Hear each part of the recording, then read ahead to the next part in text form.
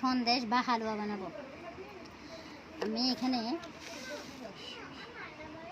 1 cup দুধ ফেটে নিয়েছি, তার মধ্যে চিনি দিচ্ছি 2 চামচ।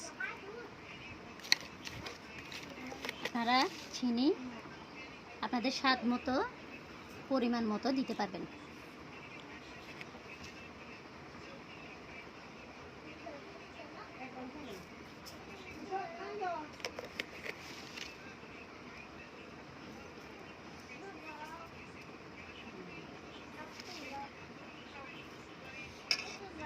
ঘরে থাকা উপকরণ দিয়ে আজকে ছানার হালুয়া বা সন্দেশ বানিয়ে নিচ্ছি।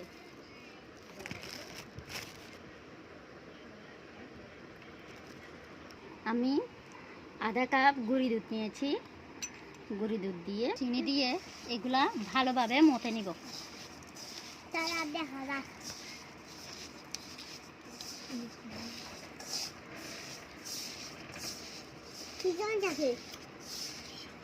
আমি আগে থেকে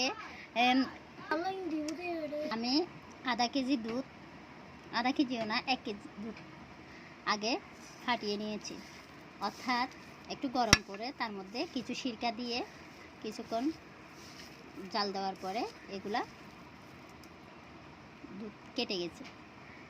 তারপর সেগুলা আমি একটা বড় এই যে ছাঁকনির সাহায্যে ছেঁকে নিয়ে পানি ঝরিয়ে ফেলছি। পানি ঝরানোর পর এই যে ছানাগুলা আলাদা করে নিয়ে ফেলছি। এখন এখানে আমি পরিমাণ মতো চিনি দিয়েছি। অনেকে মিষ্টি কম খেতে চাই, তাই আপনারা চাইলে কমেই দিতে পারেন। তারপর ঘরে থাকা উপকরণ দিয়ে খুব সহজে আমি ছানার হালুয়া মতে নিয়েছি, যাতে সফট হয় হালুয়াটা।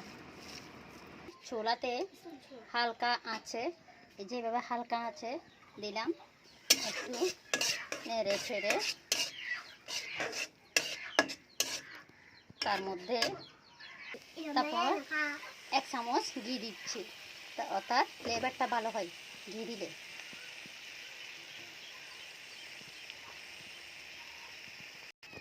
ঘি দিয়ে একটু নাড়াচাড়া করব, একটু মিক্স করে ফেলবো ঘি দিয়ে। ওই গুঁড়ি দুধ মিক্স করাগুলা ঢেলে দিলাম।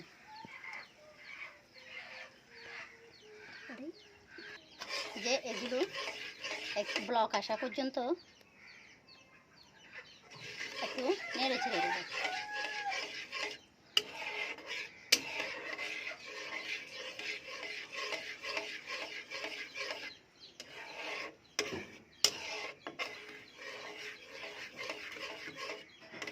যাতে দলা পেকে না থাকে, একটু ভালোভাবে নাড়াচাড়া করে নেব।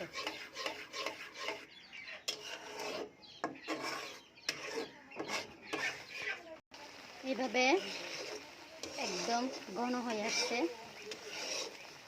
দুধগুলা ব্লক এসে টেনে গেছে, আলতো হয়ে গেছে। দেখেন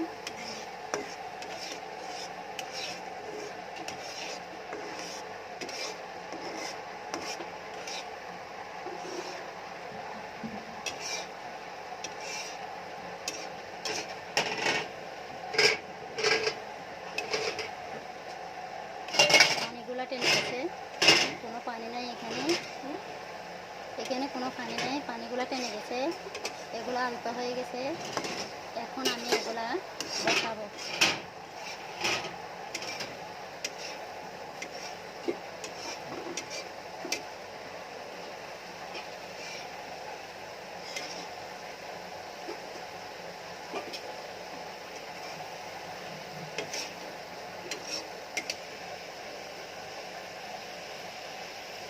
হয়ে গেছে, এটা এখন আমি নামিয়ে ফেললাম। নামিয়ে একটা সুবিধার জন্য একটা প্লেটে আগে একটু তেল মেখে নিছি বা ঘি মেখে নিছি, বসাচ্ছি, যাতে আমি কিউব করে কাটতে পারি, সুন্দর করে কাটার সুবিধার্থে। এটা একটু ঠান্ডার জন্য ফ্রিজে রাখবো, তারপর কাটবো। এগুলা সাইজ করে কেটে নিচ্ছি।